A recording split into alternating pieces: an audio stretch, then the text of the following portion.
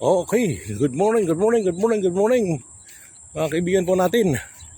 Narito po tayo ngayon sa lugar ng Purok, Bagong Sikat, Barangay Bungahan, Malolos City, Bulacan.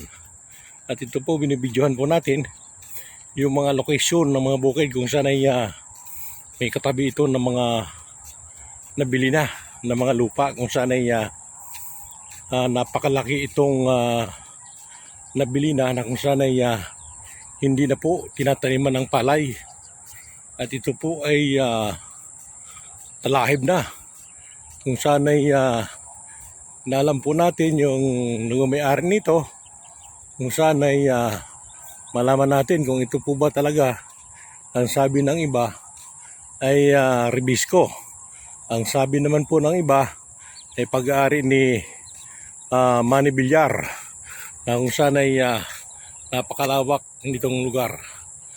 At nakikita po ninyo, mahaba na po yung talahib na kung saan ay nasaksihan po ng inyong lingkod, na kung saan ay ito'y parang pinamumugar na po ng mga ahas at daga itong lugar na hindi ho tinataniman ng palay, na kung saan ay malaki daw perhisyo ng mga saka dito sa kapaligiran, na kung saan ay ang kanilang daing ay dapat ito ay bungkalin para po ay mataniman ng palay. So hindi natin malaman kung sino po talaga ang may-ari nito at kung saan ay mahaba na po yung mga talahib. At may nakalagay po rito mga kaibigan, kung saan ay ang nakalagay sa plakang ito, na kung saan ay may nakalagay na private property, no trespassing. Yun po nakalagay. At dito na rin po, madamo na rin itong lugar na to, kung saan ay parang masasabi mong inabandon na itong lugar, na kung saan ay bakit napakahaba na po yung damo at hindi tinatabas, kung saan ay pinamumugaran nga ng ahas at mga daga, kung saan ay pag ginalaw mo yung isang parte ng lugar ay may nagtatakbuhan ng mga insekto at daga mga kaibigan. So yun po mga kaibigan ang ating pong nasaksihan dito sa lugar natin pong pinagjajagingan, na kung saan ay nakakatakot maglapit sa mga matataas na mga talahib na ito, kung saan ay wala tayong mga panayam na mga bantay rito. At walang katao-tao po mga kaibigan dahil maga pa. Yan po, makikita po ninyo sa video yung kapal ng talahib, kung saan ay dapat ito ay hawanin mga kaibigan, para hindi ho pamumugaran ng mga masasamang mga iniiwasan ng ating pong mga magsasaka.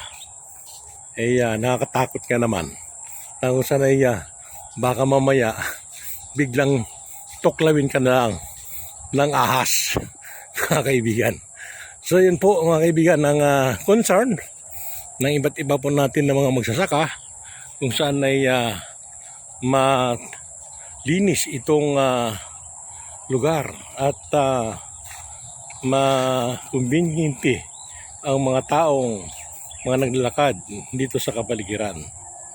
So yun po mga kaibigan ng ating update ngayon araw na ito, kung saan ay Lunes na araw, at matutunghayan po natin lahat na kung saan ay binibidyohan po natin itong lugar, na kung saan ay napakalaki nitong lugar hanggang doon sa dulong dulo.